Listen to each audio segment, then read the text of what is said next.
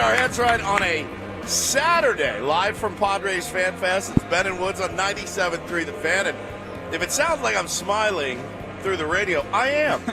I am really, really happy and pleased to be here today out at Padres FanFest. I'm sure you can hear all the you hear Alex Miniak in the background right now.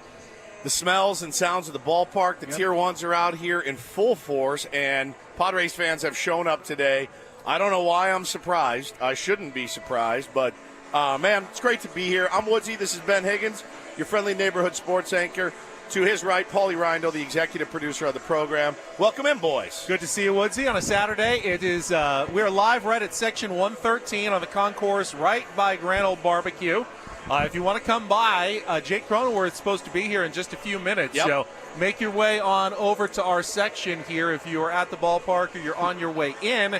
And make sure you enter at our promotions table. We're going to be drawing to give away some autographed merchandise, including, I believe, a Jake Cronenworth autographed baseball. So stop on by if you're in line for the, I believe, the Padres garage sale line is stretching by us. Come on by and say hello while you're waiting to check out the merchandise. It's here like at FanFest. wrapped all the way around the main concourse, like from the right field corner, like the foul pole, all the way around to the third base side is the line for the garage sale. Well, listen, you know, there was a small part of me that as I was driving in, I'm like, I don't know what to expect. I really don't, based on the offseason. And I think it'd be so foolish to ever question the loyalty and the heart of Padres fans, because they are here, man, and they are in droves. They are here this morning. So I was fired up. I got here pretty early. About 8:30 is when I drove downtown, and already the line to get in for the early member entry was around the block at two different entrances. I mean, there's going to be a big crowd here today.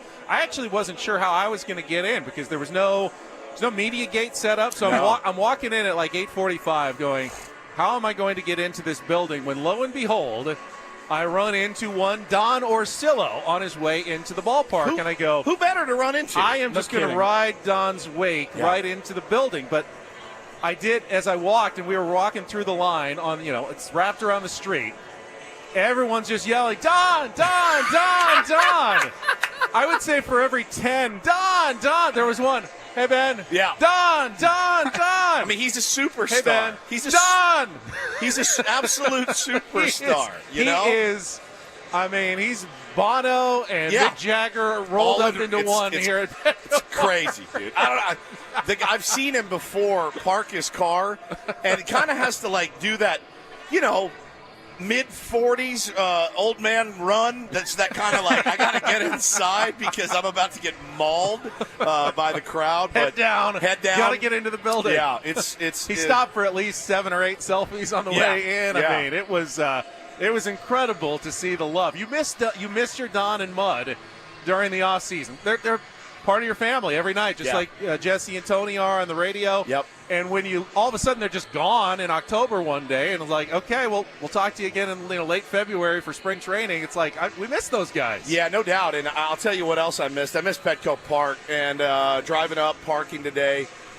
Look, I know we're all supposed to be mad and everything else, and I just thought to myself, oh, my God, it's so good to be back in here. I don't know what the season will hold, but I do know there will be a season, and that in and of itself makes me very happy. And I'm like, I can't apologize for being in a good mood and being happy to be here at Petco Park amongst so many friends, so many Tier 1s here today to say hello, and it just means the world to us. Today, on the 15-year anniversary, the first day I ever queued it up here in San Diego. Congratulations. And look at us now, buddy? sitting here talking to a San Diego Padres, the newly married Jake Cronenworth.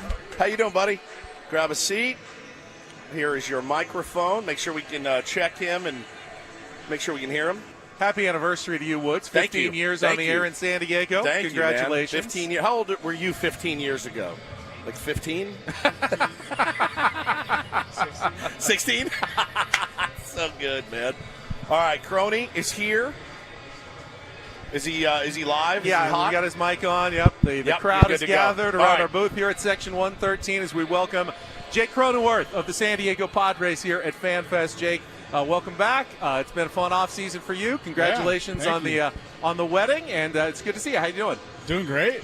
Married guy now. Married guy now. Did you get our gift? This got lost in the mail. It's not lost. It was shipped yesterday. We sent you a gift. Okay. All right, so you check with your wife. See, did I get something? Okay. We sent you. Should I just break this right? Yeah, that's right. It's a serving bowl, and it's from Ben and Woods. It was Another on one. You got the other one. I have a lot of serving bowls. So we thought, hey, man, we got to take care of one of our favorites. He's always been good to us. So every time you serve something, we think want of you to us. think of Okay. Ben and Woods in the future. It better distinct itself from all the others. Yeah, So. for real, for real. Is it a custom Ben and Woods one? No, it's not custom. no, but no. I'll give you a sticker to put on top of it if you really want to. If you want to class it up a little bit. But Jake Cronenworth joins us now. Your wedding looked amazing. I guess our invites did get lost in the mail for that. Honeymoon also looked amazing. Again, no invite there for the honeymoon, but it looked like a blast, man. Yeah, lost in the mail. Lost in the mail. That's all right. Was it awesome? Yeah, it was incredible. Family, friends, man, it couldn't have gone any better. Yeah. Live band, dancing, and Yeah. a lot of fun. Did you have to learn like any dances or anything for your wedding? Some I know some couples like take Not classes. really. We did not Okay. take any classes. Okay. You got off easy, bro. No, it was good. Did you? Were you? So you play baseball sometimes in front of 40,000 Yeah. people. I would imagine be a little nerve-wracking. More nervous for a big game against the Dodgers or for your wedding? I wasn't nervous at all for the wedding. Really? Not I was at all. more excited than anything. That's cool. Yeah. That's good. That's So when you know you that got a helped good a one. lot. Yeah, Yes. that's when you know you got a good one, man. Yeah. So I always ask you this. I think at the beginning of every, we getting into spring training in a couple of weeks. What has been kind of your focus? Outside of that, baseball-wise, what's your focus in the off season?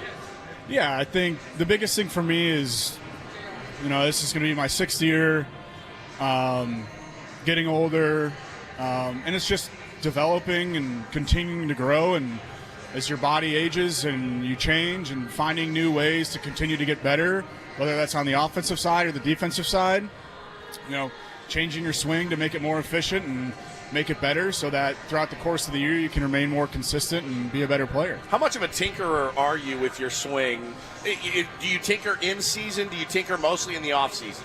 You're making adjustments constantly throughout the year. Just things are going differently. You're facing different teams. They're adjusting to you, so you have to adjust to them. But in the off season, you have that 4 or 5 month period of time that you can really go in every day and really work on changing things and making things more efficient, consistent, so that from spring training is a period to work and learn your new swing and see if it works right and make adjustments there. But from that opening day until the last game of the season, whenever that is, you want it to be the most consistent and efficient as you possibly can. Jake, you've always been a guy, just whatever you need. First, second, short, just put me out there. Pitch, catch. No one's let you do that yet, but you keep asking. This is the year. I got a good feeling. This is the year we see you tell the slam But again. with Ha-Sung Kim moving on, looks like Xander's going to play short. Have you been told anything like, hey, get more ready at second, get more ready at first? What's kind of the off-season instructions for Jake Cronenworth heading into spring training? I'll let Shildt get into that when you guys have him on, but I prepare the same way every offseason. I usually take a ton of ground balls like I'm playing second, but because I can always transition to first or wherever else they need me. But that's kind of the main focus, and just making sure that's always ready to go. Do you prefer one over the other? I think I've always preferred second just because that's where I've probably played the most. But you don't have to move as much playing first. First is way better. That's It's wrong. way more That's lazy fun. false, people. false, We can't false, understand. false. I mean, You run a lot at first Well, base. and I Jake, noticed, yeah. I noticed we talked about last year your adjustment way more off the bag, and Yep. you snatched so many hits away from guys in that. Traditionally, though, is it easier on your body playing first? It's less. There's still thinking that goes in, but middle infield is. Yeah, but I enjoy playing defense. Yeah. So, as we always talk about, there's always a way to win the game. You Yeah. may not win it at the plate that night, but you can win it on defense or make a play that helps you win in the ninth or early in the game or turn a double play or whatever it may be. So I enjoy that aspect a lot. Sure, 100%. Talking to Jake Cronenworth here, we talked to after the season. We talked to Shildt, and you run out of stuff to talk about, so you start just kind of speculating and thinking about, man, you think back to last year and how it ended specifically, and we made the comparison in football, basketball, other sports where you're like, you know what, our goal line defense needs to improve if we're going to win a Super Bowl, so we're just going to run it 1,000 times. With baseball, it's like this weird thing where just all of a sudden everything goes cold. Everybody goes cold. Everybody goes cold at the same time. You can't really even work on it in the offseason, right? It's just, again, it's the worst explanation, but that's what happens in baseball sometimes. That's the game, and Yeah. that's why we come back every year and try and have the same goal for us to go to the World Series and hopefully win it. And Yeah. that's, you work all in the offseason, you work in spring training, you play all those games leading up to that moment, and when it doesn't work out, it sucks and it drives you more. Yeah.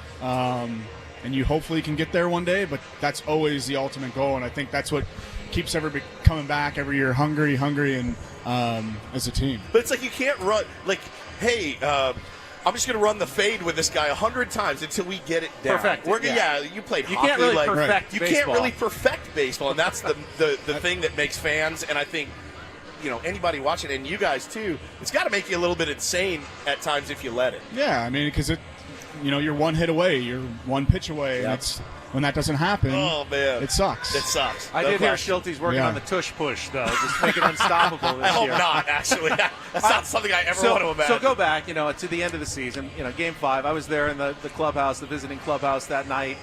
Somber affair, obviously. How long does it take? Like, as your days go by, I didn't see you after that, but what's like the process of emotionally recovering from a disappointing end like that? Yeah, that one was hard. I mean, not just for me, but for the entire group, because we were so close. Not just not close where we were in the postseason, but close as a team. Yeah. I mean, that was one of the funnest years, if not the funnest I've had in a long time. And the 22 is great, but this team was so close, and we battled and fought so much throughout the season, and everybody was a contributor. So I think that's what made it so hard. Don't watch the rest of the playoffs, and then when it's over and you get to Thanksgiving, it's kind of like, move on. Yeah. So you didn't watch not No. a pitch. I don't know if I could or I couldn't. I don't think I'd be could able. not. I don't think I'd be able to either. So, obviously every team's different, but it's not like football where you're coming back with, a completely different set of groups, or college basketball or something. A lot of the same guys are coming back, same manager, same coaching staff, essentially. Can there be any carryover, as opposed to last year when, you had Shildt in for the first time and things had to be kind of built from scratch? Is it a little bit, you feel like a head start this year? No, I think 100%. I think,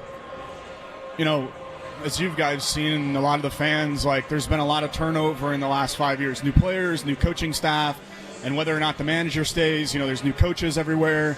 And this is really the first year I've been here where the same coaching staff, the same group of players, outside of a few that aren't returning, but that's typical for every club. Sure. No, I think we found out who we were as a club last year, and we know what we need to do to win.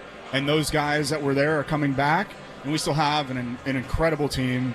We have an awesome coaching staff, incredible fans, and I think we're all just as excited or even more excited than we were going into spring last year. And it's, look, I know you guys want to compete, and do you guys? I said it on the air yesterday, and maybe you can answer this question for us. But I saw you and Toddy and Arise walking through the infield and smiling, and I go, that little thing just gave me this shred. Baseball players are good at compartmentalizing, and I'm not worried about what LA did this offseason. They're always going to spend money. They're always going to add good pieces. Other teams as well. The division's going to be a bear. I mean, teams are improving, but I just, knowing the makeup of you guys, how excited are you guys to get out there and beat them? Yeah, I think you see what other teams are doing, and we've been there in the past. Sure. In 22, 23, 21, like, we're always adding players, but the group we have is so close, and not just close, but like, they're really good players. Yeah, very good. I mean, from the whole infield's coming back, Jackson, Toddy, and the catchers. I mean, it's still a very, very good team. Who's your last one for me? Because we're going to see him at spring training. We've already burned through all of our spring training material with him, and I don't. We can have a fun show in spring training. Yeah, we'll just talk about movies or something. I don't know. Like, we have 3 weeks to come up with new material. Who is? And I was so happy to see Michael King, all that get resolved yesterday, because I just don't know if I can love watching a pitcher more. But when Joe's healthy, Michael King, you Darvish, who's your favorite to play defense behind? I think they're all so unique in their own right, where you know what you're getting. Yeah. So it's fun every night when that guy takes the mound and you're behind him, especially with how much I love playing defense, to see how they operate and to see how they execute their game plan. And sometimes I'll sit on their meetings and listen to them. And, they're all so different. Where, Darvish is doing something completely different than King compared to Dylan. Dylan just wants to strike everybody out. Yeah. Joe's the guy who's going to, he could go 7 strong or Gets 8 the ground strong, balls, and he could be unhittable, or he could grind through 5 or 6, and he finds a different way to get there. No, it's exciting, and they know what they have that night, what they don't have that night, and the communication between us and them. It's just a testament to the group and how close we are. Yeah, 100%. Before you go, Jake, I want to ask you about yesterday. Padres in the community. Yeah. Saw all the different events. What stood out to you? What was one of your favorite parts? Yeah, that's always of one of my favorite days. This is Yeah. great because we're at the stadium and it kind of gets you back in that mode. But yesterday, it's just, you go to a school or, they kind of split us up and you get to go to different places and, see different people. But to be able to go to a school and see the kids and how excited they are, and then to be able to go to, the fire station and, what those guys do for our city. And, they're telling us they're coming to opening day and they come to games throughout the year. It's cool because they show us love and support throughout the year. And to give that back to them, I think that means the most to us. Well, Jake Cronenworth is one of the Padres here today at FanFest. Let's give him a big cheer. Looking forward to spring training. Jake, we'll see you out next month Absolutely. in I POA, appreciate you Arizona, but guys. have a fun time. And Enjoy your bowl. enjoy your serving bowl. Serving bowl, courtesy of Ben We'll and add it to the Paul. 10 others. Yeah, perfect. Jake Cronenworth. Now, we've got a autographed baseball. We're going to give that away when we come back, so you all have to stick around for your chance to win, but we'll draw a prize name. Let Crony and we will draw. give we'll do it during the break then. Okay, good, We'll draw the name during the break. We'll come back. We're live from Section 113 at Petco Park. Padres Fan Fest with Ben and Woods. We're here all day on San Diego's #1 sports station, 97.3 The Fan.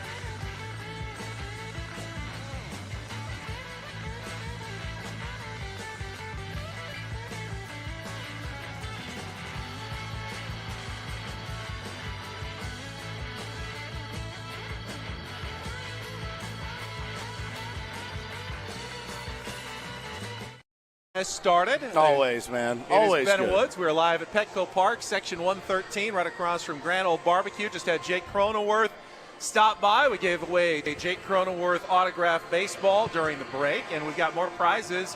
So make sure you get your name in the hopper if you're here at Petco Park. Or There's a hopper. Down here. Yeah, there's an actual There's a hopper. A literal hopper. We will be here as a station all day long. We're on until noon. Annie and Elston from noon to 2, and then Gwen and Chris will be on from 2 to 4, so that's the entirety of FanFest today. We'll have Mike Shildt joining us up here in our next hour. Okay. Sometime around an hour from now, I believe, Mike Shildt is going to stop by and catch up with the skipper and see how his off-season's going in preparations for spring training, less than 2 weeks away, right around the corner. So not only is it it's February 1st, my anniversary I love to celebrate here of being on the radio, 15 years in San Diego. It's also the embargo on Adam Klug has been lifted. Oh. I promised him I would not make fun of him for the entire month of January, but now we're in February. It's February 1st, so he's fair game. So excited about that. He's here, actually. Welcome, Adam. Hi, buddy. Hi. Did you I watched, he sent yesterday on social media, Padres were out doing stuff in the community. Over under 175 tweets yesterday. Here's Dylan Cease opening a bag of fries. Look at Jeremiah Estrada work a spatula. I mean, it was unbelievable. Unbelievable. So I don't know if you realize now, if our guys go out and have a bad outing, you have given opposing fan bases the, hey, buddy, or even our own fan base, hey, buddy, put the fries in the bag content. So now they have it thanks to us. It wasn't my decision to send them to Jack in the Box. That's true. I was just there covering it. Were you there? Yeah. So you were at Jack in the Box? I was at Jack in the Box behind the counter in the back while they were making jumbo jacks. You're a legend for that. You are a legend I saw for that. pictures of him in the background in his sunglasses. I missed at it. the event. I Yeah, missed he was that. there. It was really cool. I will say it was really cool going to Sherman Elementary School and seeing the reaction for those little Did they kids. freak out? Freaked out, chanting in unison, "Let's go Padres." It was great. Did you see some of the questions? Like the kids prepared questions for the Padres, like what's something kind you do for your teammates? Oh, that's nice. Yeah, like it was really cool. And then at the end, the Padres announced that they had hats back at their desks for Padres hats for all the kids, which was really awesome. There was a moment where it was supposed to be a surprise, and the kids were all out on the baseball field when the Padres arrived. But after they played wiffle ball with the kids, they took the players to a first grade classroom, and so the players were all in the classroom and it was empty, and they brought the kids in, the first graders. They had no clue who the players were. They sat them down, no reaction, they didn't cheer anything, and so one of the teachers goes, "Do you guys know who these guys are?" And they go, "No." Oh, my God. And all the adults just started laughing. It was great. Where's Bo Woods when you need him, dude? He would have been all over I it, did man. hear that Dylan Cease got roughed up a little bit He in did. the wiffle ball game. Yeah, on the mound. I saw him. Not a lot of swing and miss for Dylan Cease. It's tough with the underhand wiffle ball.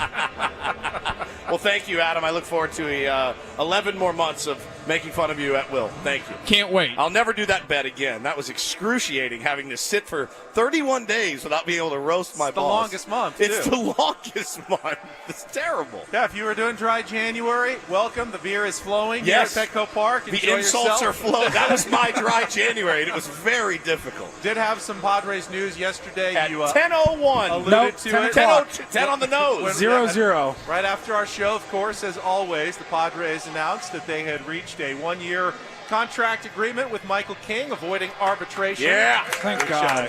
keeps A.J. Preller's perfect record of never going to an arbitration hearing in his tenure as general manager of the Padres intact.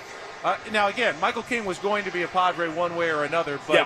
if you can avoid those arbitration hearings, do it. And what was interesting was the structure of the deal. It wasn't just, all right, we know Michael King was asking for $8.8 million.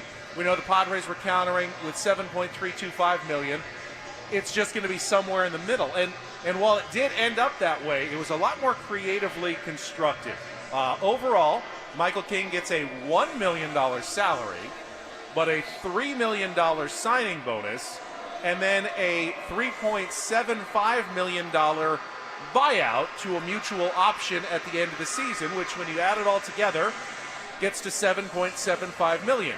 He also has $250,000 worth of incentives that he can easily meet, which means if everything goes well for Michael King and he has a season anything close to what he had last year, he'll make $8 million, right between the two figures that the Padres were proposing and Michael King's agent was proposing for his salary this season. Well, it's one thing we were all worried about. A lot of Padres fans were worried about, too. What's going to happen? Are you going to sour Michael King if you have to get in that room, with him and start parsing out and picking apart, what he's done right, what he's done wrong? And he did a lot of things right last year, man, and nobody wanted to get – A.J. Preller's never done it. Not comfortable in it, doesn't want to do it. Record stays intact. And I just think that was – as much as I would have liked that news at about 9:15 yesterday, didn't matter, man. We got it done, and I was very, very happy to see. Now, the mutual option is not, it is what it is, but you keep the good vibes, the good taste in his mouth, and then maybe mid-season potentially kind of see where you're at and try to bring him back. He's not a guy I ever want to see pitch anywhere else, to be honest. Yeah, a lot of people were wondering, so what's the potential advantages to the Padres or Michael King with this odd structure of the contract? Well, for Michael King, by making $3 million of it a signing bonus, that will go against his state taxes, against his residence in Florida. So he saves about $300,000 in taxes, which is just money in his pocket. For the Padres, it gives them a little flexibility. They don't have to pay nearly as much cash early, so they have a little more payroll flexibility. As for the luxury tax, while eventually that money will have to be accounted against the Padres' luxury tax if he stays with the team all season, if for some reason he did get traded before the end of the year, the team that acquired him would be probably responsible for the buyout, which could save the Padres money later on. So does this make it more or less likely that Michael King gets traded? My friend Ken, Red the Trucker, asked me that question. I said, I think it makes it less likely he gets traded now. Yeah. Now, if you get to July and things aren't going well, I think it makes it more likely he's a prime target because he would save the Padres money off the luxury tax if things aren't going well. But things aren't going well in July. Everybody's on the block. Kind of on the block, like most teams. So, that doesn't really change anything. It just gives both sides, I think, an advantage, and it's kind of mutually beneficial the way they structure the contract. Well, and it's always dumb to predict what the team's going to look like in July. And A.J. Preller's teams, you really want to be in a good position. Where were they last? They were exactly 500, I believe, right at the break. And 50 and 49. 50 and 49, something like that. And you know what, man? It certainly ended a lot better than that.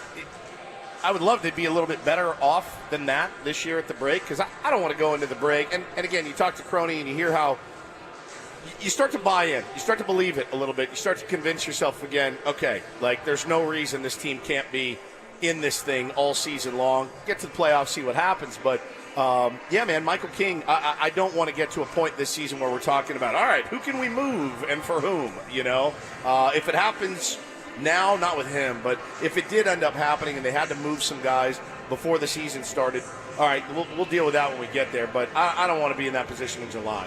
Yeah, I think the formula to get back to the playoffs, last year it was hover around 500, and then they had the best record in baseball after the All-Star break. You don't want to put yourself in the position of needing the best record in baseball. They need to get off to a better start, something that gets them, 10 games above 500, and then just continue a more consistent pace throughout the season, something that gets you to 87, 88 wins. You remember how bad that first, it was so consistently inconsistent. Win 3, lose 3. Win 2, lose 3. Win 4. They just could not get above 500. I remember it very, very well. I remember it well. It was like bang your head against the wall. And then they lost the first game after the All-Star break, and they were 50 and 50. And then they just took off like a rocket ship. They won 7 or 8 in a row. Bodied in Cleveland or something. It was my birthday. Bodied in Cleveland. It was my birthday celebration. Took off like a rocket ship the next day. It was unbelievable. I think they won every game until the last one on that road trip. It was a 3-city East Coast trip, and they won the next 7. Lost the last one in Baltimore, I want to say, but then went on another nice run right after that. And by the time you looked up, they were 15 games above 500. Yeah, we haven't done the thing, and we'll do it soon, where we look at the schedule and try to kind of map it out. And obviously, baseball is really, really dumb to do that. It's fun to do it with football. You got 17 games. You go, we can beat them. We should beat them. It's dumb to do it in baseball, but it gives you an idea of what they're up against. And you remember, man, how tough their schedule was later in the season. I mean, it was just brutal. And, man, they got through that. So it'll be interesting. As we always know about A.J. Preller teams, they certainly look different before the deadline and after the deadline every single year. And you'll start to see some of the prospects that we have that maybe aren't ranked super high right now. Well, they're going to get a chance to put themselves on the national map. So if we have to move some of those guys for, a guy in the bullpen or a closer, whatever, first baseman, you're going to have those guys in 6 months. Yeah, just because the Padres are ranked in the mid-20s now on most prospect rankings lists for organizations doesn't mean that's where they'll be by July. Yeah. I think it was I saw our friend Clark Farenthold tweeted yesterday, wouldn't be surprised if they were in or near the top 10 a few months down the road as some of the younger guys get a chance to show their stuff. Last year's draft picks, some of this year's, international signings. If they, progress as people within the Padres organization believe they can, the Padres could have a top half minor league farm system, which again is, that's what AJ does to improve his roster. Then he goes out and finds ways to trade and, improve the team on the field later in the season. No doubt. So, yeah, man, it's a beautiful day out here at Petco Park. It is filling up. We're out at Padres FanFest today. We got the skipper, Mike Shildt, coming on. What time? About 11? 11:30? 15, 11:30? 20, Okay. 30? Yeah, somewhere around an hour. A little around less than an hour from now, Mike Shildt should be here. I believe 11:30. Okay. You want to break at our normal time, or do we? Well, we've already missed that. So let's take a quick time. We got to take one more break this hour. Okay. So let's break now. Come back. We can talk a little bit more about spring training coming up, what Jake Cronenworth had to say when he joined us, and we'll continue with more. Thanks for being out here, everybody. Padres fans, you are the best. It's Ben and Woods on 97.3 The Fan for Padres Fan Fest on a beautiful Saturday afternoon.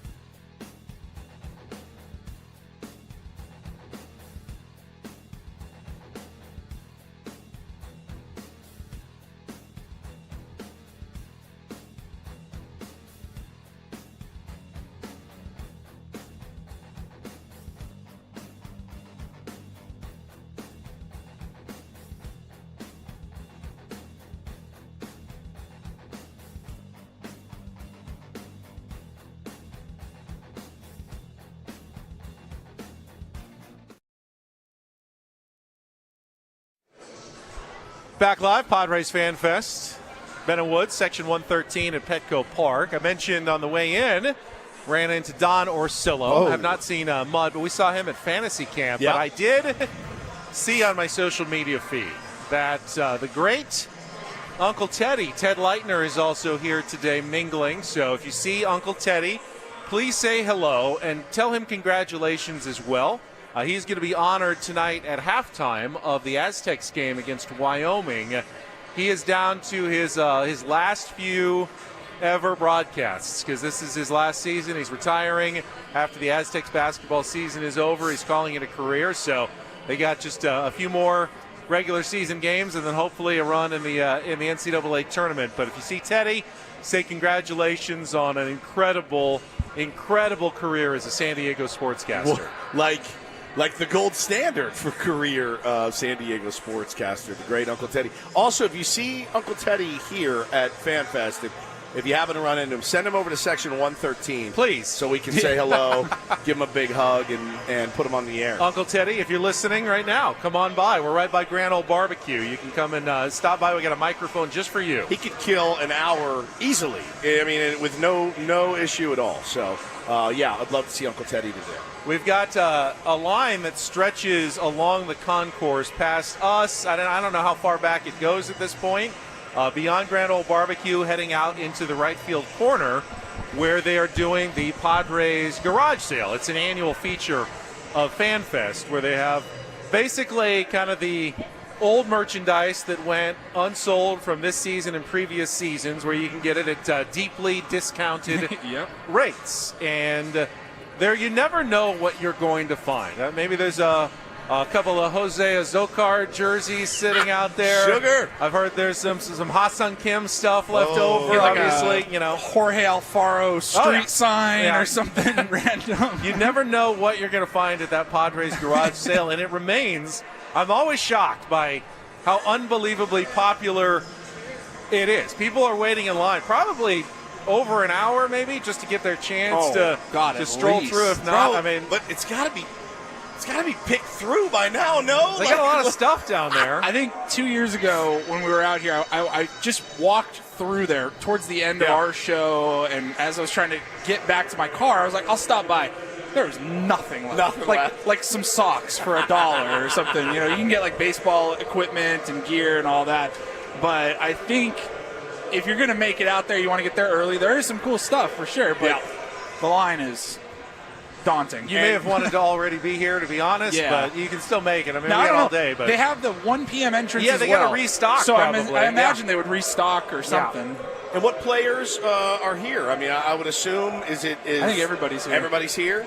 Yeah. Man, and they're going to be setting up, autograph lines and things like that. It's already filling in out here. It's again, driving up this morning, thinking to myself, man, I hope people show up because, as we've learned, there's two worlds. There's the real world and there's the internet, and it's completely different. And if you just based it on the internet, it was going to be the three of us here today with Adam and JR, and that's it. But that's not the case. Certainly, Padres fans showing out in droves today. It's really, really cool to see, and it gives you the juice, and I know we'll feel it again when we get out to spring training in a few weeks. And I don't want to overreact either way.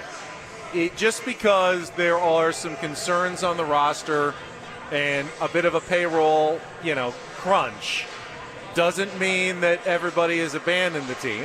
But I do think that there are legitimate concerns beyond just some social media people. When I'm talking, I go play golf at the GOAT. Oh, yeah. People come up, what's going on with the Padres? Are they going to be able to add players? What's going on? There is legitimate concern. It's not just internet, doom and gloom about the San Diego Padres. But you can also see by being here, by yesterday's Padres in the community outings, there's also still a very genuine love and excitement about the team and the players that they have. And, that the reality is, probably somewhere in between there, which is fine. Well, and I saw it on Twitter this morning. Our buddy Chris, Tier 1 Chris from Texas, basically said, hopefully whoever's going to be in charge, right, they look around and they go, oh, yeah, we got to keep this thing rolling. And you just mentioned getting off to a hot start. I think that is so imperative. I mean, you'd hate to think, well, it's such a, you don't ever want it to be conditional, right? It's like love. It can't be conditional all the time.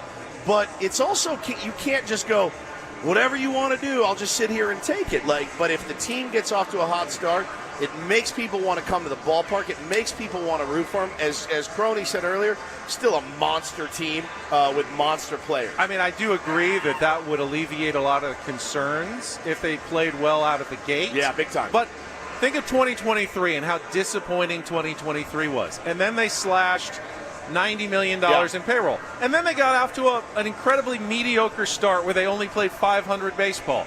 And yet we will remember 2024 as an amazing season of Padres baseball. They win 93 games. They nearly take out the Dodgers. They really could have won the World Series. So, yeah, if they get off to a slow start, there's going to be discontent among Padres fans, but it also doesn't mean that they can't turn it around as they did last year.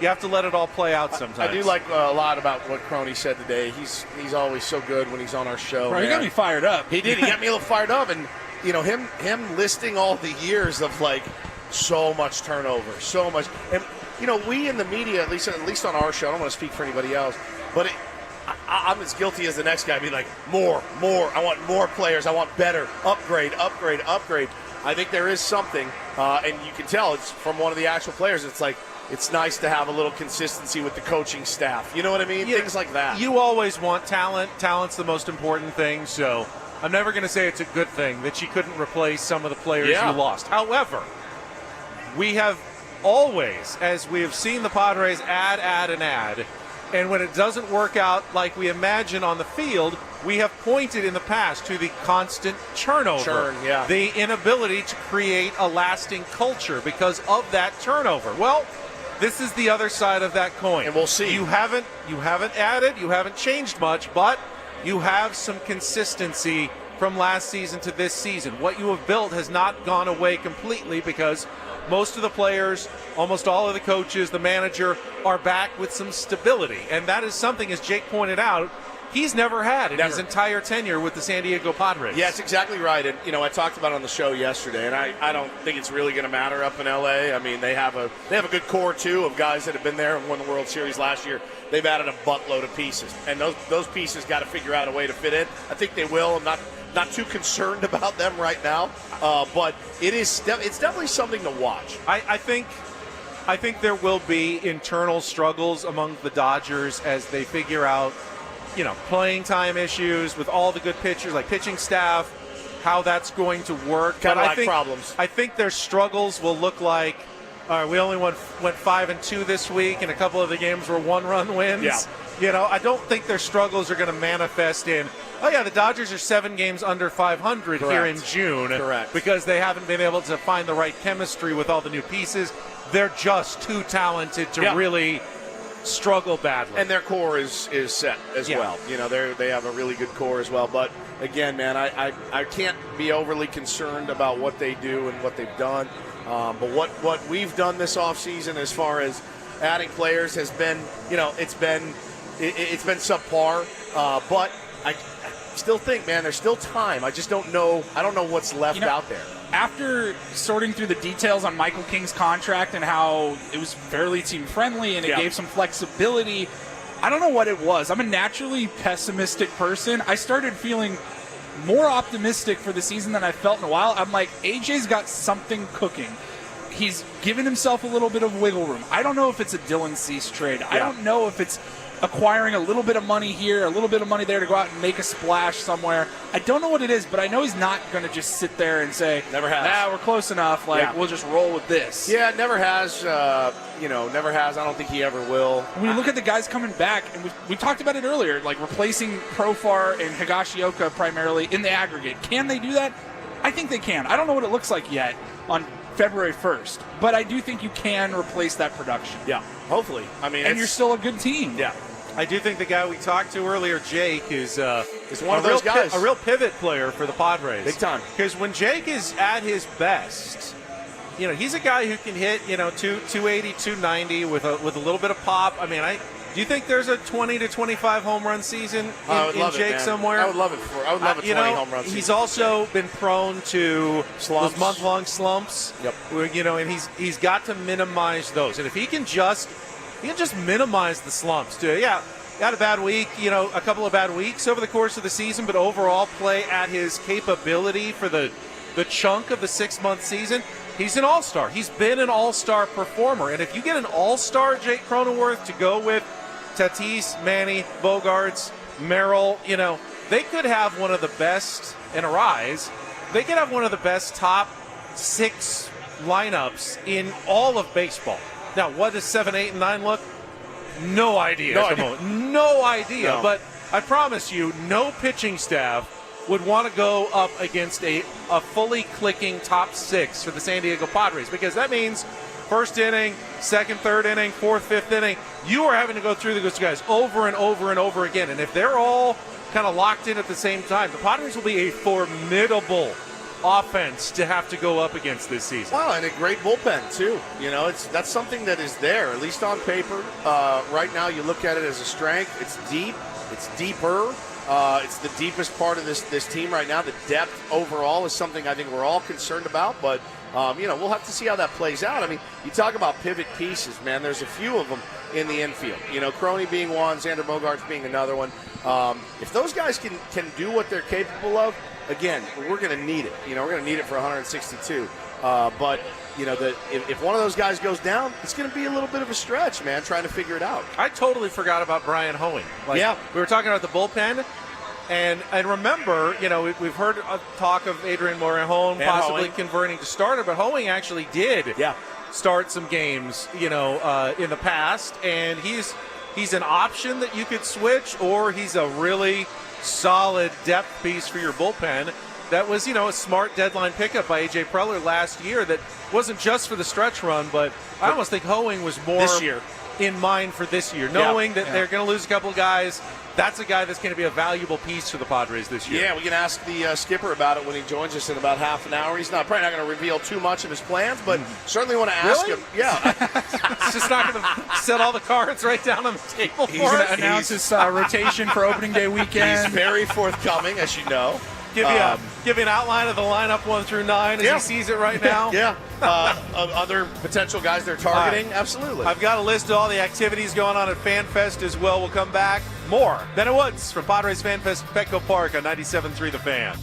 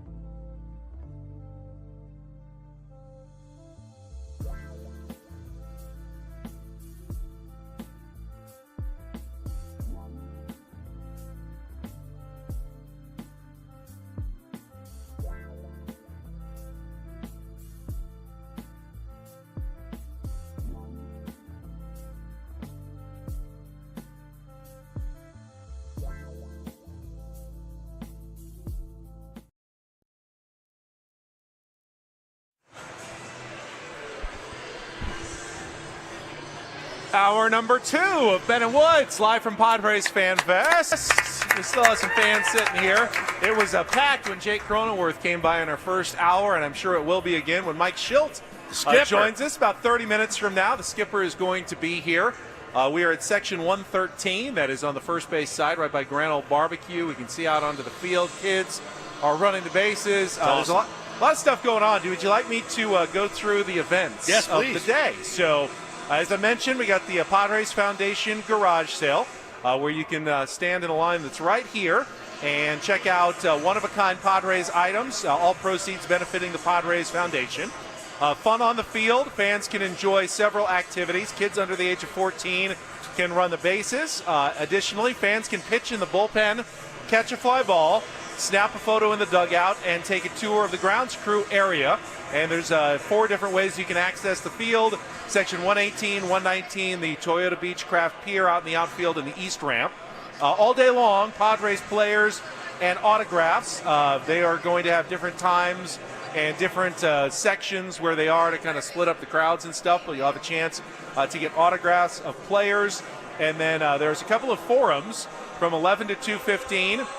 At 11 to 12, there's a Padres Players Forum, which is going to be on the Sequan stage out in Gallagher Square. So that should be getting started right about now. Behind the batter's eye, that should be getting started momentarily. From 12:15 to 1 o'clock, a Padres Leadership Forum. Various members of the front office leadership. And then some afternoon players will come by at 1 o'clock, 1:30, for a 1:30 to 2:15 Players Forum number 2. So how do we get you running the bases? I know it said kids 14 and under. How do we get you down there running those bags? I'm not going to take the opportunity away from a child. If I could get down there and run the bases. Now, if I could get you a pass to go down there, and it wouldn't hurt an opportunity for your child, would you do it? Would I do it? Yeah. I mean, Just get lapped by some 8-year-olds out there. It's longer than you think. Joe, I know it. I know it's much longer than you think. Would this be more of a jog the bases situation? A speed walk around the bases situation? I would really like to see it. How about a nice stroll around the bases? Yeah, a stroll. I do nice strolls every day. I take my dog on a walk every day. I'm good at the nice stroll. I can walk a golf course. It's like after you hit a home run, a nice leisurely jog around Get my the bases. Callaway bag and just walk around the bases. Do the Junior Caminera across. Yeah, across the whole thing. Man, no, it's great, dude. Look at the kids. The kids are having a ball out here. And I think we all forget. We get so wrapped up in the finances of the team and what's going on, and it's like, all right, this kind of makes you feel like a kid again when you get to come out, and it's getting me a little bit more fired up. I'm starting to smoke the copium a little bit, Benny. I really am. So we talked a little bit about the Padres offense as we were going to the top of the hour, and a tier 1 came up during the break, and he said, well, what do you see the lineup is looking like? And Woods and I were kind of bantering it about. I heard Tony Gwynn Jr. talking about it yesterday. Think? What did he think? He was trying to come up with like the lefty-righty. He had Arise leading off, which my guess is based on last year, that's going to remain. Mike Shildt seemed to like Arise in that leadoff spot, get him right up there to make life difficult on the pitcher to start the game. Not an easy AB for a pitcher to lead off again. You got the lefty coming up first, which means generally you want to alternate lefty-righty. Toddy. So who's your righty? Second hitter, Tatis. Fernando Tatis Jr. You want him up in the first inning. You want him up as often as possible. I think that makes sense. So then if you go lefty, who's your lefty number 3 hitter? Jackson Merrill. And we both decided, all right, it's time. Jackson mostly hit in the 6-hole, 7-hole last year, but in his second season, they're going to ask more of him, and probably the number 3 slot. He's got power, can drive the ball to the gaps, can drive in runs. He's clutch. The 3 slot, that's usually where superstar players reside. Is Jackson Merrill ready to take that up? Because if you want to go lefty, righty, lefty, that's going to make the most sense of anyone there. Manny in the 4. Then you'd have Manny hitting cleanup, which he's obviously comfortable doing. Drives in a ton of runs. He's got the power for you. Then you can go at the 5-hole. You go with Jake and Xander at 6 if you want to keep going the lefty-righty all the way through. And then we just stop at 6. And then we just stop at 6 and go right back to the top. Yeah. What was that thing they proposed? The golden batter? Yeah, I don't know. Tirso Ornelas, Elias Diaz, and TBD. Somebody had DM'd me and said, "Hey, would you guys do a segment on Monday about Tirso?" And I said, "Yeah, I think it's probably worthwhile." I'm excited to see him out at spring training. You do it every year. There's kind of a buzz around a player, right? Of like, okay, this could be the year. We've had it with Luis Campusano before. Is this going to be the year he finally gets his shot? He's got some really, really nice power.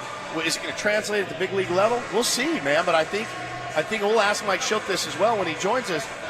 There's some competition, and I know he likes that. Coming from the organization which he came from, that really, really had a emphasis on development and competition. And I think there's going to be some competition, especially in left field. If they don't go out and find a left fielder in the next few weeks, to have a guy be able to earn that position is pretty cool, and hopefully it works. But I was gonna say, I know it's stupid to say it on February 1st, but as of today, he's got to be like the front runner, right? I would imagine for left field. I would imagine. I would think so. The tricky part when you're going with someone who has not, played on the big league level, how patient can you be? Right. Yeah, you're trying to win. You're not developing. They don't all come up like Jackson Merrill and just look like they belong there. And you can hide them a little bit in the bottom of the batting order. There's probably going to be some slumps. Even though Jackson didn't really ever have big slumps. Yeah. So how long do you ride with him? Because if you give him everyday playing time and he gets up to 140, 150 games, he has the potential based on what he's done in the minor leagues to be I think he could hit 250 and give you 20 homers in the big leagues, and you'd sign up for that right now. Out of your 7-hitter outfielder, that's a 2.5 WAR player. But when he goes through a big slump in late April, early May, you send him back to the minors. What do you do? How patient can you be with a player that you just don't know how he's going to handle big league pitching? It's how funny. he's going to handle the day-to-day grind on the big league level. It's funny because you guys realize that other teams do this. And the San Diego Padres, since we've been a show, have basically just said, we've got a need, we're going to trade 3 prospects to fill it. And so it's going to be a bit of a learning experience, I think, for the fans, getting back to maybe how it used to be, Betty. Even the Dodgers will do it. Somehow they squeeze all the juice out of a player, like Thompson. Trace Thompson. Trace Thompson. He'll have a great couple of months, and then you'll never hear from him again. And then they'll bring someone else, and Gavin Lux will have a good month, and then we squeezed all the juice out of him, and they move on to someone else. I don't think the Padres can do that. They need to be able to stick with a couple of guys here and give them opportunities on the big league level. Yep, because again, the depth is not there right now as far as we know, and I'm excited, man. There's a lot of guys. Look, you kind of know what Manny's going to bring. You hope what Xander can bring. You know what Tatis is going to bring. There's a lot of knowns on this team, at least, a pretty good general idea. You can handicap it pretty well. But I always love going out to spring training to look at the guys like Tirso, to look at some of the other guys, some of the additions. And I know there's been a ton of minor league additions, the Mike Rousseaus and people like that. What can they provide? It's always fun to see guys like that out at spring training to kind of find out what they're made of, if they want a job. I remember I used to rip Carlos Asuaje all the time, and I was like, bro, that they're giving you that opportunity to go out there and take it. It's your second base. That's yours. You're the future. And, he had his focus elsewhere, and not to throw shrapnel at Carlos Asuaje on FanFest, but you know what I'm saying. There's an opportunity there for guys to go out and step up and find, be a part of this team moving forward. A.J. Preller has seemingly gotten better as a general manager over the past decade. Which makes sense. And most of us do get better the longer we are in our jobs. A lot of GMs don't get the chance to get better. You're right, they have man. a couple of high-profile failures in the first 3 or 4 years. They're done. Yeah. But A.J. has been given a rare opportunity to both succeed and fail as a general manager. And he has learned from some of those mistakes. And as you saw last year, he's gotten better at identifying complementary pieces for his team. Donovan Solano, David Peralta were huge pickups, and in comparison to the year before when, guys like Matt Carpenter and Nelson Cruz were big busts for the San Diego Padres. So he's done them both, but it does feel like he's continued to improve at identifying talent. And my guess is Mike Rousseau wasn't a just like a random. Right. There's something he saw there and goes, I think this guy. He's not going to make any. He's not going to make any big splashes in terms of publicity, but there's something that I think can help this team in 2025. Like Tyler Wade last year. Yeah. You know, I love those guys. The last guy on the bench, those are always my favorite guys because I am that guy. I always have been that guy. So I like that, and I really love seeing what those guys can do. But yeah, man, as much as I would have loved them to bring back Jurickson or find another left fielder that was the known. I guess, at some point, you got to be excited about what you may have in Tirso and maybe some other guys. And keep in mind, the Padres' 40-man roster is currently sitting at, 35? 35, 35, I think. Every other team, I heard Craig Elston mention this yesterday. Every other team in baseball is at 38, 39, or 40 right now. The Padres will be adding players. Yes. Between now and the start of spring training and now and the start of the season. They will not go into the year with a 35-man, 40-man roster. Now, where those players will come from, there could be DFAs on other teams that AJ thinks, hey, that team didn't give this guy a full shot. We'll pick them up there. There could be a free agent signing or two in among that group. There could be a trade where you trade one player and add two guys on your 40-man roster. There will be moves made and additions made to this team before the start of the season. That is one thing I can promise and guarantee you. They're not starting the year with a 35-man, 40-man roster. AJ has work that he is planning on doing here in the month of February. Well, and I can't remember if it was Shildt that said it or Bob Melvin or both. Both of them talking about how you need every single player. It doesn't take just 26 guys to go out and win. It takes 40 guys to go out and win. And last season was a perfect example of that. The Padres had, remember at the start of the year, who was the starting third baseman on day one? Was it Eggy? It was Eggy. I think it was Tyler Eggy. Wade? Was it Eggy or Or Tyler? no, it was. Who did they have up there? That it wasn't Graham Pauley. No, Yes, no, wasn't that it? was 2 years ago. No, it was. in Korea. I think it was. I think it was Graham Pauley. Was it Pauley, that was- Frankie? I think it was Graham Pauley. I want to say it was too. But Manny was out.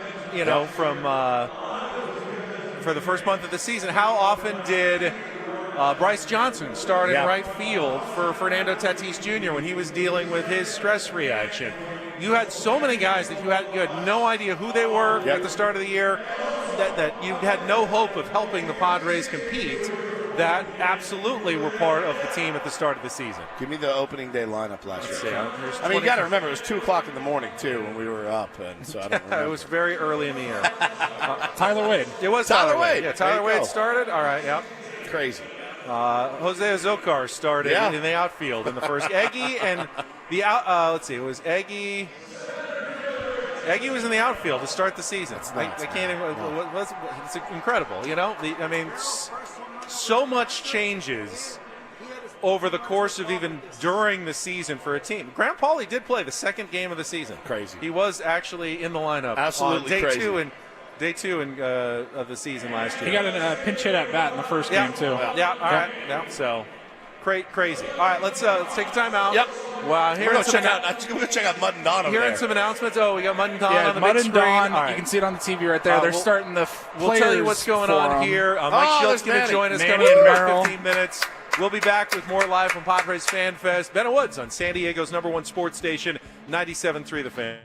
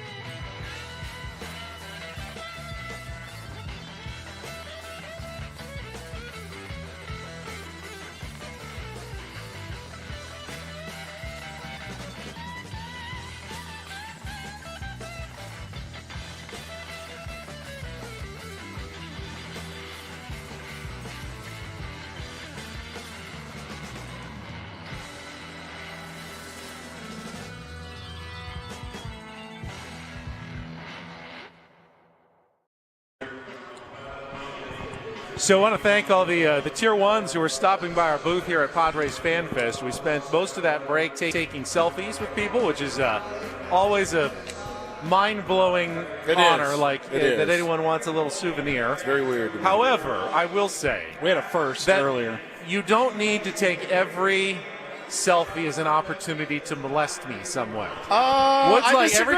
every time we grab, it's like he just likes to grab, just tickling. There's tweaking of certain Nipples that Yep. go on in Yep. every single selfie. Yeah, Which makes me not really enjoy the selfies as much as I probably should be enjoying them. but Woods. it makes me enjoy it doubly. Did you do that to Jake when you took a selfie with him? I did not. I did Didn't not. think so. I did not. Would you do do that it with to Manny if you took a selfie with Manny? Maybe with Manny. Maybe. How about the guy that asked the three of us, and not only the three of us, to sign his Fernando Tatis Jr. Padres jersey? It's just one of those I things. said, no, you don't want this. that. He goes, no, I need all three of you guys. And we're like, you don't want that. You don't want to deface. And we do it, and he goes, I felt like I was committing some sort of crime. yeah.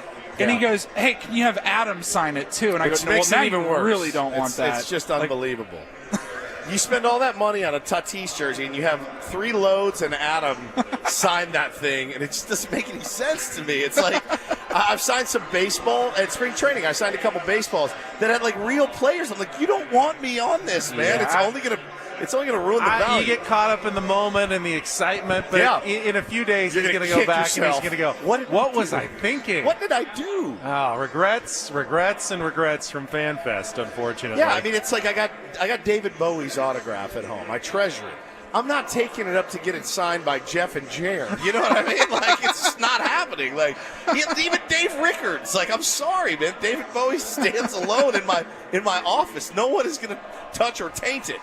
I did manage to work taint in on the broadcast today. So they are continuing with the Padres player forum right now out in Gallagher Square, moderated by Don Orsillo and Mud Grant. Let's see who's up there. Jackson Merrill and Manny Machado. Yep. I can't quite hear because of the way the echo and the PA system is here. I'm pretty sure Manny guaranteed a 50 home run season. I hope this there, year. You know what? Yeah. I was just going to say, I hope there's no guarantees. Let's keep the guarantees for another time. That did not go well a couple years ago when we guaranteed something. I think they learned some lessons from 2023 I that hope they so. implemented last year. I hope it's fairly more confident. I hope it's more of just a quiet confidence this year. We are expecting Mike Shildt, the manager of the Padres, could really be joining us any minute now. I know he's got other obligations coming up later this hour, so we're just kind of on standby mode for Shilty to come join us here. But we'll just follow the crowd. As soon as we see large number of people making their way over here, we can assume that Mike Shildt is on his way as well. I'll get the seat ready for the skipper over here. He's going to sit right next to his favorite, me, right here. Remember, he got a contract extension early in the offseason. He was going to go into the final year of his deal here, but now he got another 2 years tacked on. So he is he's got some security as he goes into this year. Does that change a man's personality? Yes. You think so? Oh, absolutely. Yeah. Absolutely. Last year, I don't think it changes his managerial style. No, I don't think so either. He manages the way he believes that he should be managing, the way that, honestly, has been successful every single year he has managed. Correct. Over 90 wins. Every single year. It's crazy, man. He has managed with the Cardinals and the Padres over 90 wins. So you're not going to change anything. But I do feel like, at least, outside of the ballpark, you feel a little more comfortable and secure in your position. You become more of a fabric of the community as well. Baseball is a very mercenary kind of lifestyle for a lot of guys. You're here one year, go to another city the next year. You never really get to lay down roots. Managers, it's awful. I mean, a manager is hired to be fired. But you get a long-term deal. Not that he can't, lose his job at some point, but you definitely feel like you can really sink your roots into a community and become more a part of where you're living. Well, that and I think there's just a more of an air, I would imagine, of confidence and a little bit just can relax a little bit as far as like, all right, I don't have I don't have to worry about it. You know, if they can me, they got to pay me for 2 years or 3 years or whatever it is. There's something about that feels good, but not that I want Mike Shildt canned by any stretch. I think he is the right guy to navigate this. We've talked about it a lot on the show of like the culture he helped implement last year, and a lot of credit goes to him. A lot of credit goes to the players, the other coaches as well. But yeah, this will be a new year for him. He's got a bench coach now. I mean, this is going to be a little bit different for Shildt. I'm excited to see how he handles it. I thought it was significant when we had Jake Cronenworth on earlier in the show, and he talked about how close the team was, and he compared it specifically to 2022. Another team that had star power, success on the field, and he goes, this was different last year. Did you guys hear him at one point? He was talking about it, and he skipped 23 entirely. He goes, yeah, in 20, 21, 22, 24, he skipped it like 100%. I was like, haven't we all? Did he just completely, I get the sense that year was pretty excruciating for all of these guys, as it was for all of you out there and all of us as well. But he just completely, we're going to have to go back and pull the audio and the question, because he literally, I was looking at him dead in the eye. He's like, 20, 21, 22, 24. You know how it goes? It was so good. And I'm like, oh, I caught that. That was such a weird year. Such a weird year, man. Even 2021, which obviously, collapsed in the second half. They played really good baseball for a good part of the year, and then off the cliff in the second half of the season. The once in a century collapse, as Peter Seidler called it. But 2023, they never got their engine going. They did not win 4 games in a row until late September, when it was already 2021 was worse. Done. Me screaming at people online like, they'll figure it out. Are you kidding? Look at them.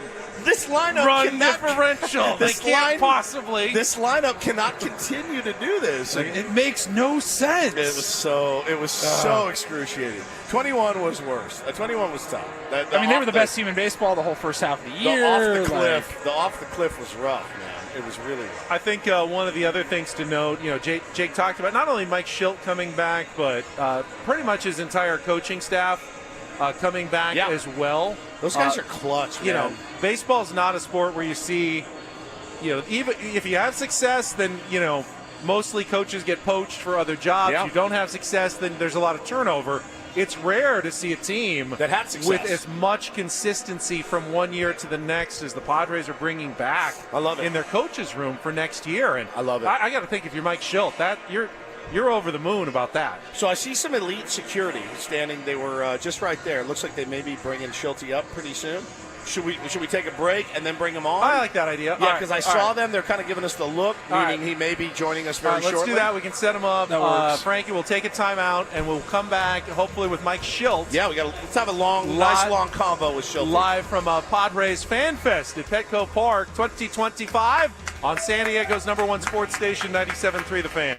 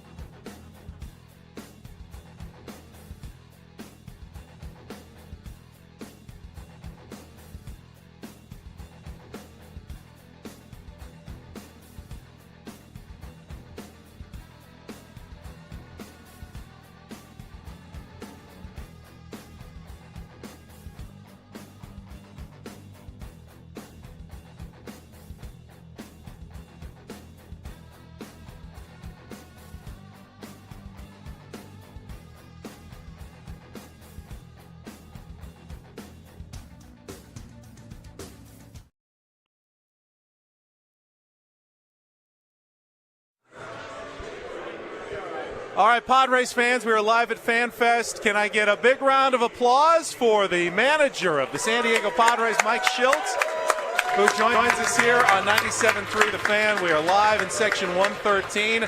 Mike, it is great to see you. You're looking great. How's the offseason been treating you? Offseason's been great. You know, a nice balance between recuperating, having a little bit of catch-up on the personal life, but putting an eye towards 2025, and that's we're excited about it. So I saw Jackson Merrill. He was out at fantasy camp. He wasn't playing, or he was getting his work in, and it's always nice to see. I saw him and Tyler Wade, and I asked Jackson, I said, how's your offseason been? And he goes, so boring. He's ready to get back. I mean, do you feel the same as the skipper? You've been around the game a lot longer than Jackson Merrill has. Do you still have that same enthusiasm to get back like he does? Oh, absolutely. You know, there was a little bit of a downtime right when the season ended that was, you know, let's kind of decompress a little bit. But pretty soon after that, you know, you get towards the holidays, it's like, all right. Let's get back. Let's get back. Let's ride. So this is your first FanFest, right? Because last year got rained out. Right. And, I mean, what do you think seeing all this, the passion for Padres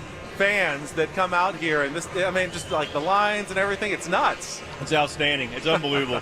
I mean, it really is. What an amazing group of fans we have. The support we get. I mean, it really is. It's it gives me goosebumps right now, you know. And you talk about like the preparation, what that looks like.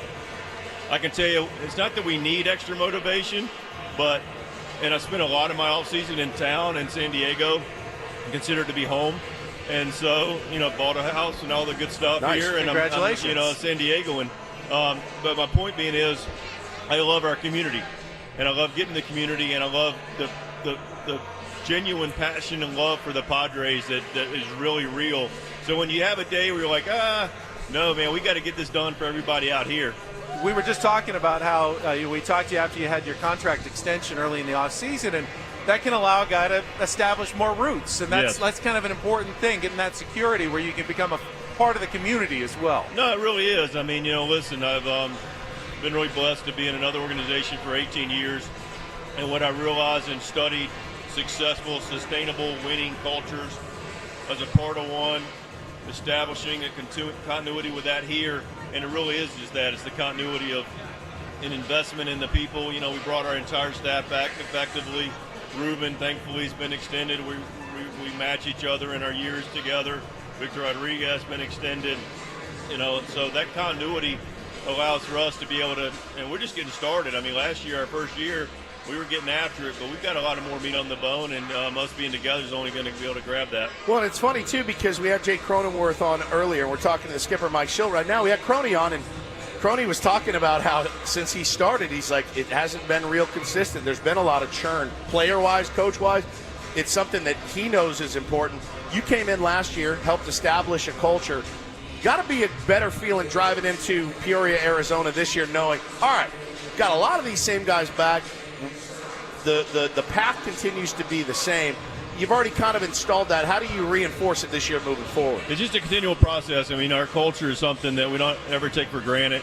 We're always going to be intentional about. The good news is we have a really, we're starting to go deeper. Now we can go wider with what we're doing. You know, the players are really on board. The players have had a winning offseason. You mentioned Croney. You know, our staff's been in contact with all of our players consistently. This past week, guys have come early to work out. We virtually had almost the entire team here the last several days.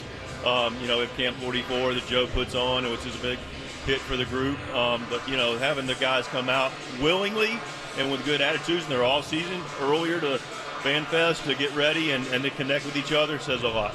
So we've had some fans come by and ask, so I'll just ask you directly. Give us your starting rotation, your opening day starter, your lineup, you know, who's going to bat lead off, who do you have batting cleanup this year? Just lay it all out for us right now. I mean, let's go. Let's get this thing going. If you didn't know, they've got some ideas for you as well. Really?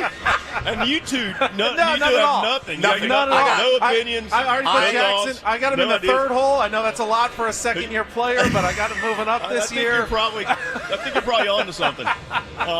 No, listen, I mean, we got a good nucleus coming back. Yep. You know, Louie's been swinging the bat. He looks great. Healthy. Healthy. Yeah, good. You know, a little stiffness, just what you would expect, but back, feeling good. What that guy did last year to win a batting title, and I mean, he barely could have feeling in his thumb. Yeah. And he was just grinding out. We just had a bunch of warriors. I mean, but yeah, I expect him to be towards the top of the lineup. And, Jackson's clearly going to have a good opportunity. And, good news is we got Toddy, we got Bogey, we got Manny, got Croney. We signed Diaz back, which we're excited about. Campy's had a phenomenal out season. So we're in a really good place. As far as rotation goes, I mean, Michael King looks fantastic. Darvish is Darvish. He looks great. Dylan Cease is in a really good spot, sporting a beard. Yeah, I saw it. Yeah. He's got a good beard going. Thicker hair, big beard. Good flow. He right looked good now. manning the fry station yesterday at Jack in the Box. He did. He was working. Yeah, they had Victor in the back making burgers. Yeah. That rotation, Vasquez had 20 starts for us last year. I mean, let's don't forget that. Those are big 20 starts, really? 20 starts. I didn't even when realize you think about it, look, I mean, a consistent big league starter on a rotation is going to get 32 or 33. Yeah. Will you have guys like Adrian Morejon and Brian Hoeing maybe get a chance at spring training to stretch out? Are you going to look at options like that? Yeah, I think we're going to stretch some guys out. I do expect Morejon really took a next step for us last year and has established himself to be a really nice bullpen piece for us. And I think that's a really good spot for him right now, is to go dominate in the left side part of our bullpen. Bullpens continue to be a strength of ours. You got Suarez and Caballo at the end. Morejon looks fantastic. Hoeing, beautiful, came in. Really an understated piece. Big time. That AJ was add to the club, get out of the 6, grab the 7. So I think that's more of a role for Brian. And then you've got Yuki. I think is going to really have a good year. The thing about Yuki, it's like, did he have? He actually had. We were just talking about that. We talked about it yesterday. A couple bad outings, but pretty good year actually. Homers, but the second half, he had a 5% walk rate and a 34% strikeout rate. Yeah. Gave up a few homers, but listen, it looks great. Had a good workout. So the bullpen, Jason Adam. I mean, listen, nasty. What are you going to say about that guy? He's nasty, right? He's lefties, doesn't matter. So a lot of good pieces down there. No question. Talking to skipper Mike Shildt. So it's not an uncommon situation for a guy in your position to go into the season and say, well, we lost some guys. It happens to every single team. But replacing a guy like Jerks and Profar, not just numbers, but what he brings to clubhouse, what he does to opposing teams, gets in their head. I really had fun having him back last year, but he certainly deserved the money he got in Atlanta. He's going to be a thorn, forever, because that's just what he is. Is it a case for you where you ask other guys to maybe step up into that role, or does that just kind of come naturally to maybe some of the other leaders on the team? I think it's a combination. I mean, listen, we're not going to excuse this. I mean, it'd be foolish for me to be able to look people in the eye and say, we miss Bro. Of course. We miss Kimmy. Yep. We miss Higgy. Solano was a big part of our club last year. The reality is, especially in a more of a modern game, it's just hard to keep your whole full club together. We do have a nucleus. You just mentioned, 15, 18 names. Yeah. Guys have been back for that continuity. They're going to be missed. I'm not going to kid you. Pro's an absolute killer. And, straight up. Love him to death and wish him the best and just didn't work out. But, to your ultimate question, it's a combination of things. We know that the guys are going to have to carry the mail. They're ready. They're having a good offseason. They expected themselves to do it. We expect them to do it. We'll do it together. And then, but just like last year, we didn't sit here at a FanFest, but we did have our opportunities to discuss things before the start of the season, and we didn't have a center fielder. We didn't have a left fielder. We ended up having 2 Silver Sluggers in the outfield and three All-Stars. We didn't have, a rounded out rotation. Ended up getting Dylan and having 200 innings for us. So guys just going to have to step up. I mentioned Vasquez, Waldron, and who else? That's our job to help these guys take that next step. I got about 15 more questions, but we got to save some for spring training. When we see you later this month, we'll be out there. And I know you got something else to get to. All these fans want to say hi as well. So, Mike, it was great to see you, and thanks for stopping by. Thank you, Skipper. Appreciate Mike Shildt, Go manager Padres. of the San Diego Let's go. Padres. Come on, let's ride. With us, he is ready to go. He will be out at spring training. You leave? When do you leave? Just when are you heading out to spring training? Just a couple days? 7th? Yeah. So less than a week. Coaching staff will start heading out with some of the early arrivals. Pitchers and catchers report on February 12th, and I think there's like a game on the 22nd or something. Yep. I mean, it's coming around quickly. Can't wait, for the start of spring training here, and FanFest is always that sign here in San Diego that, all right, attention is shifting from football. The Super Bowl's over on Sunday. Yeah. And we shift our attention to baseball here in San Diego. Crank it up, man. I can't wait. So pretty exciting. Good stuff. He talked about, I think, a little, not huge news drops there, but he likes Adrian Morejon in that bullpen role. Yep. So I know a lot of the speculation had been that perhaps Morejon might be stretched out where, he came up as a starter, but sounds like at least the original thought, anything can change, obviously, injuries and opportunities, but the thought will be to start Adrian Morejon in that same role that he succeeded at last year in the bullpen. Why mess with it, really? I mean, a lefty like him with the talent that he has, and, honestly, like, the injury history as well. Like, if you find a slot for a guy like that, that's great. But Brian Hoeing is another name, and you mentioned, he said, we're looking at potentially stretching some guys out, so it'll be interesting. I mean, it's going to take a lot, and we talked to I talked to Ruben last year, and I said, how long does it take till you kind of figure out who goes where? He's like, what do you say, like 60 days, 60 games, something like that, until they kind of get an idea of where everybody fits in perfectly.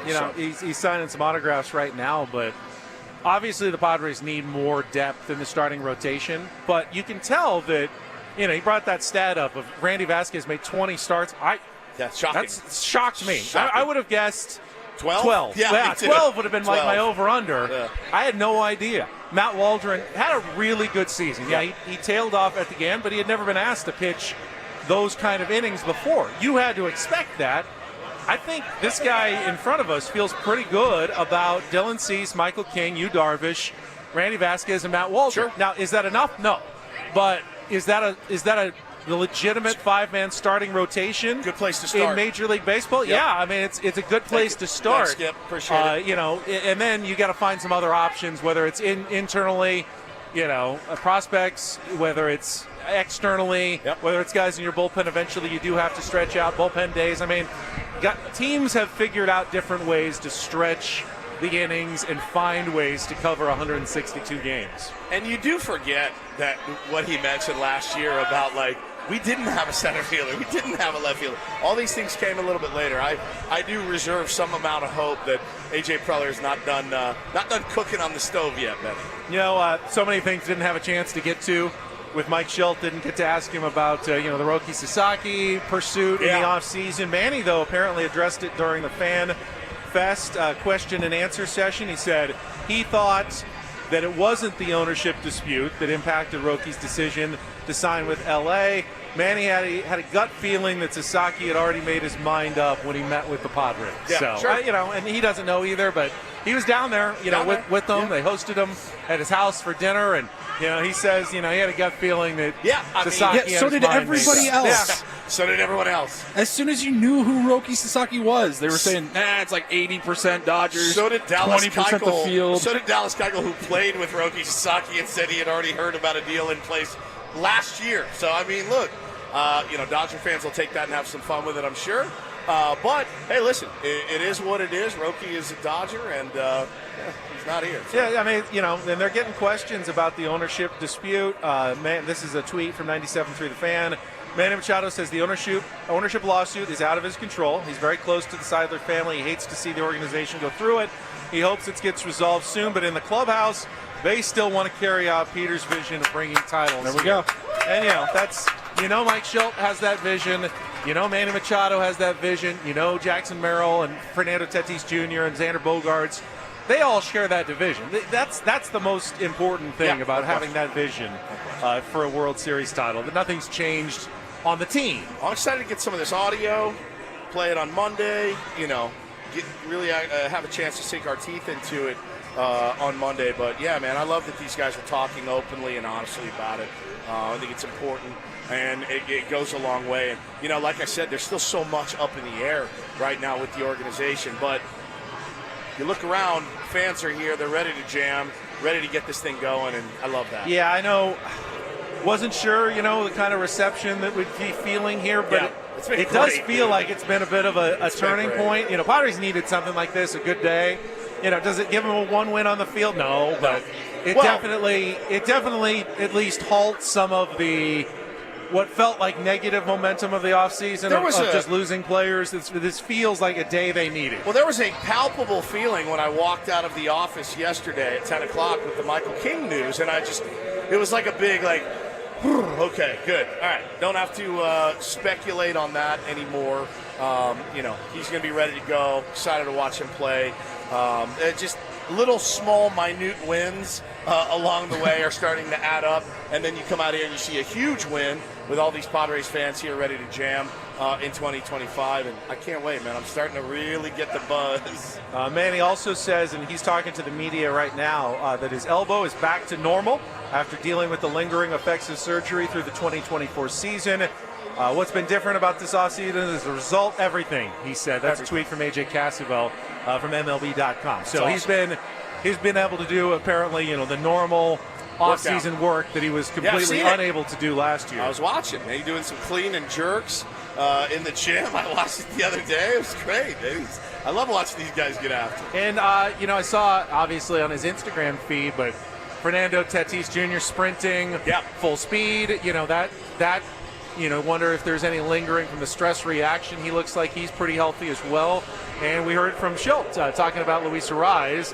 Just a little stiffness last, but a much better spot, even when he won the batting title last year, going into this season in a much better place health-wise as an organization. You're going to get me excited again, Benny. You're going to get me excited. I'm going to hook, line, and sinker. It's going to get me.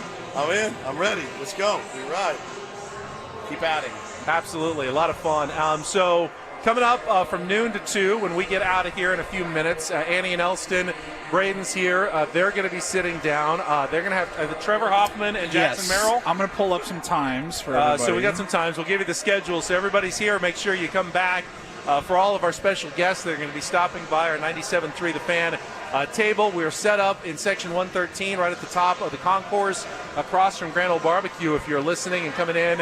Right now, the afternoon session starts at 1 o'clock. So I know they'll clear everybody out and bring in a whole new group of fans coming up. So they're booting all these people out. They got to come back. How are they going to kick you out? Do you know how that works?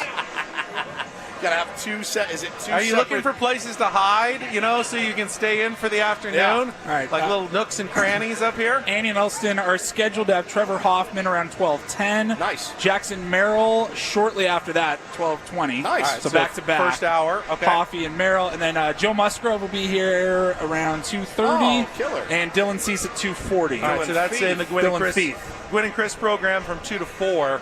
So we'll be out here for another 4+ hours live on the air here on 97.3 The Fan. Dylan Cease looks like he was on that Aaron Rodgers off-season excursion. Ayahuasca. No hair. Darkness retreat. Big burly beard, mop hair. I'm like, oh, okay. Something tells me he'll get it dialed in before spring training. But if not, if this is the look he goes with, I'm into it.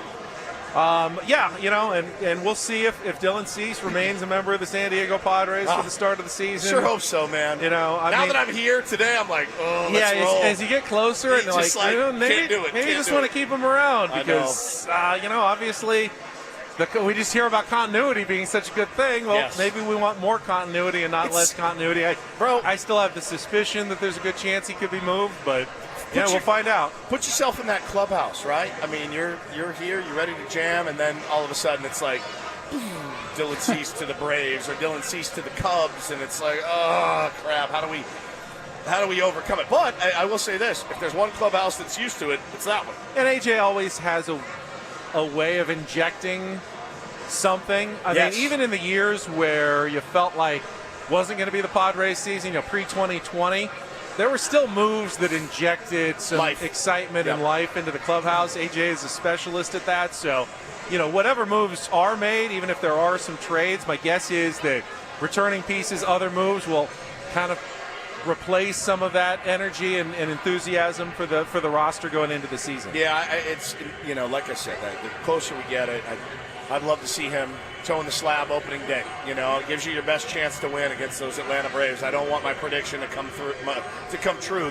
My hot take that he will be pitching here, that he'll be pitching against us. I hope that doesn't happen. I don't know. You think Dylan Cease over Yu Darvish or Michael King? God, all three of them. Yeah, all are certainly great. have opening day credentials. All are great.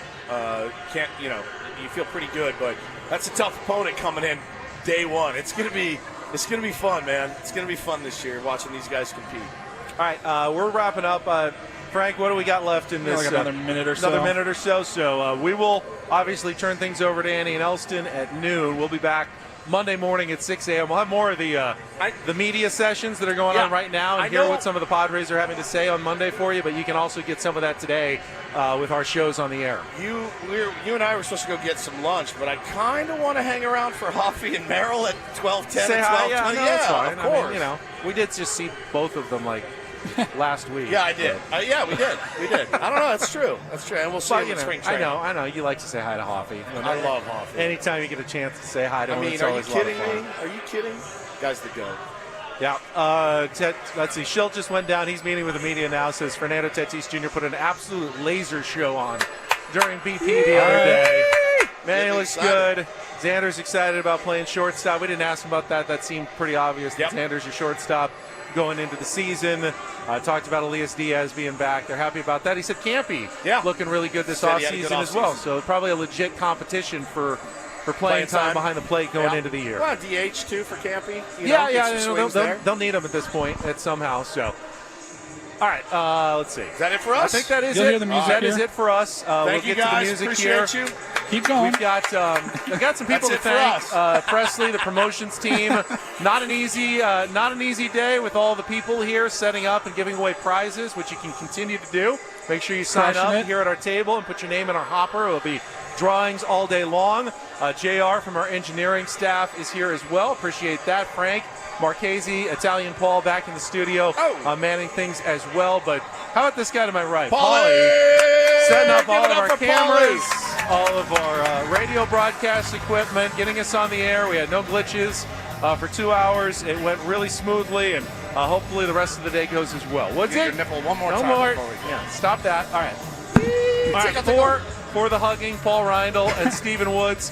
I'm Ben Higgins. More from Padres FanFest, continuing live at the top of the hour with Annie and Elston right here on San Diego's #1 sports station, 97.3 The Fan. Thanks, everybody.